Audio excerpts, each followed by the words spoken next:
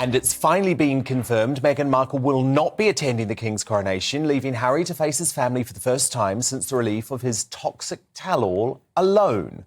The Sun poignantly reported the news on its front page today with the headline, "The King was there for you, so sad you can't make it for him." Of course, after Meghan brutally uninvited her own father, Thomas, to her wedding, it was King Charles who stepped up. Here she is recounting his incredible gesture on that sordid Netflix reality show. Harry's dad is very charming. And I said to him, I've lost my dad in this. So him as my father-in-law was really important to me. So I asked him to walk me down the aisle, and he said yes. So the King was there for Meghan on her wedding day, but she will be absent on the biggest day of his life. On this story, a royal source told The Sun the King is happy that Harry, his son, who he calls his darling boy, will be at the Abbey. He wanted him there.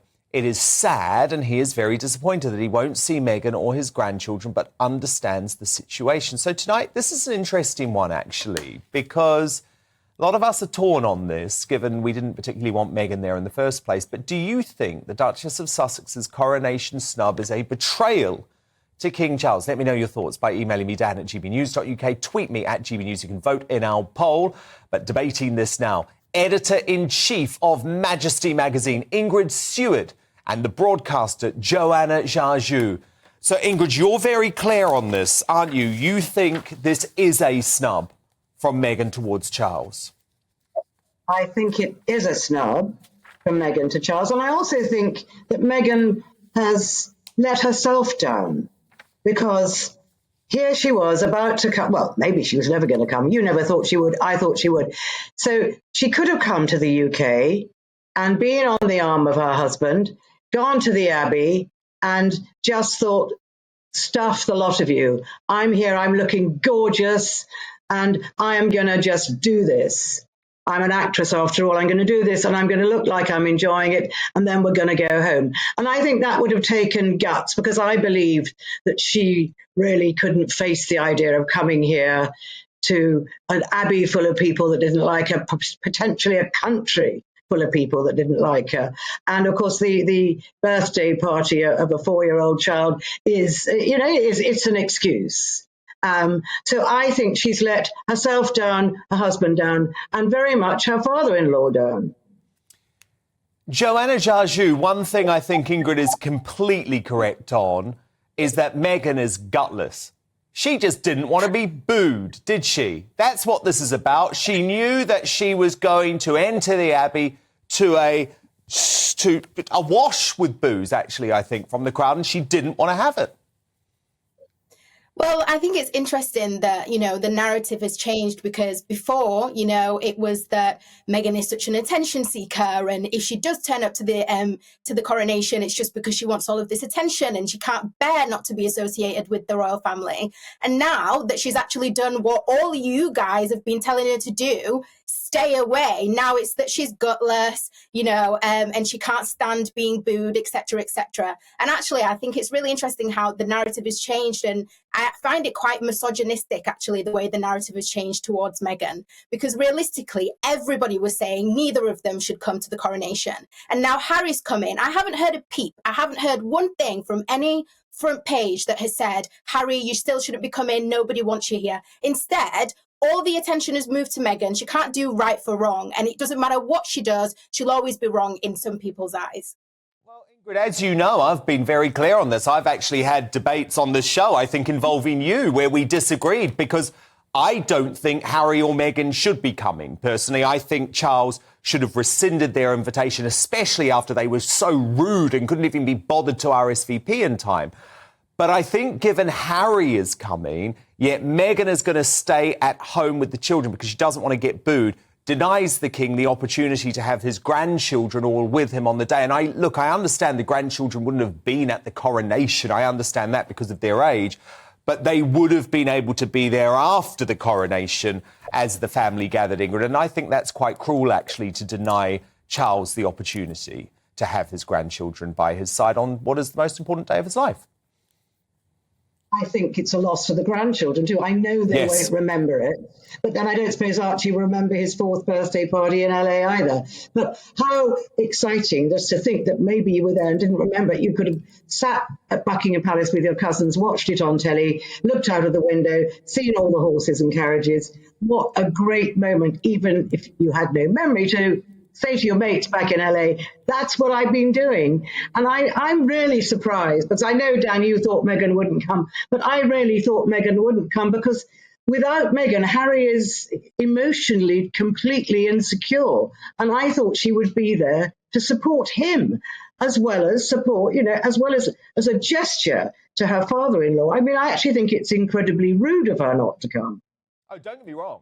Don't get me wrong. I think she wants to be able to come, but she knows that the public reception would be so bad that she's not going to put herself through that. Joanna Jarjue, though, I think it's very intellectually dishonest of you to claim that I have not been critical of Harry. I mean, come on.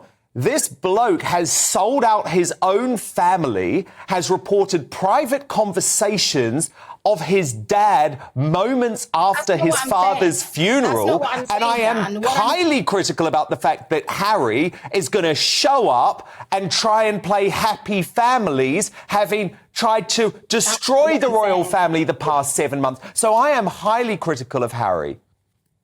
Yeah, but what is it that's on the front page of every single news story? What is it that we're talking about right now? We're talking about Meghan, because all the attention is based on Meghan.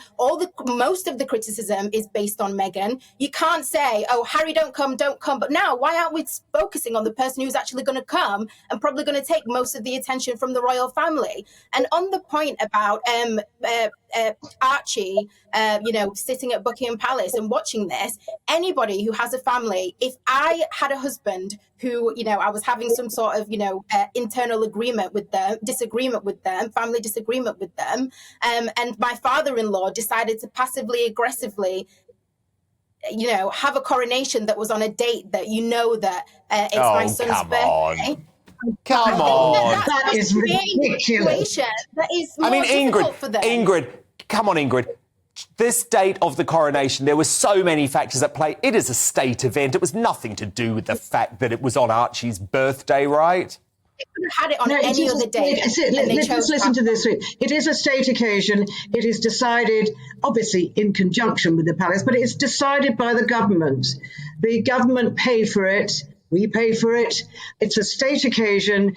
Its heads of state are invited, and the date is not chosen to coincide with any child, however important or unimportant, birthday. So that is not an argument. And by the way, Joanna, I think it's quite ironic for you to describe King Charles as being pass-ag, because actually, surely the most pass-ag one here is Meghan, who has passively, aggressively threatened to publish her diaries of her time in the royal family as the ultimate insult to the late Queen. Why are you saying that? Dan, why are you saying that as if it's a fact? That is not a fact. She said it. And the reason why... She said it in that interview. I think this is even more awful. The way she that said it in the interview just before the Queen died. She what, sorry? She said it herself. Oh, I've been looking through my diaries. I kept all these diaries, and if they keep treating me this way, who knows what I'll do with them? Go back and read the interview. That's your hero. That's your hero. No, she did not say that, and you know it. There's no point in pretending as if that's fact. She didn't Go back say and read that the she's interview. going to publish her diaries. That's not fact. Go back and read the interview. And actually, the diaries are irrelevant. I think Meghan should right be now is Harry. supporting her husband. Sorry, final word, Ingrid. By herself. And also, Meghan hasn't published a book. Harry has. Yet. So blame Harry rather than focusing on Meghan. And actually, the reason why you focus on Meghan is because she sells newspapers. That's why she's lucrative. Oh, please. And if she'd have turned up to this coronation, the only people who are annoyed that she's not turned up to this coronation are the people who can't make money from her, because she would have come, showed off her predictions. It would have I'm delighted because it will mean the focus is on King Charles. Final word to you, Ingrid. I don't think Meghan does sell newspapers anymore. I think people have. I do agree that people are very anti-Meghan or very pro her, so there's no halfway house, but I absolutely say, you marry into the royal family, you marry an institution as well as the person. Indeed. And Meghan did know that, so she should stick with him and she should support him. Ingrid Seward, Joanna Jarjue, fascinating debate. Thank you so much. Who do you agree with? Is Meghan Markle's coronation snub a betrayal to King Charles? Connie on Twitter writes no. And it's not because I don't think she hasn't been treacherous and disrespectful to King Charles, but because I think she is so untrustworthy that it's kinda not to come. Fascinating point. Linda writes, nothing to do with the snub. She's a coward, as she knows the reception she will get if she ever sets foot in the UK again. And from Jim, I suspect she feels she wouldn't be well received by the British public. It's a very sensible decision. Your verdict is now in. 40% of you think that Meghan Markle's coronation snub is a betrayal to King Charles. 60% of you say it is not.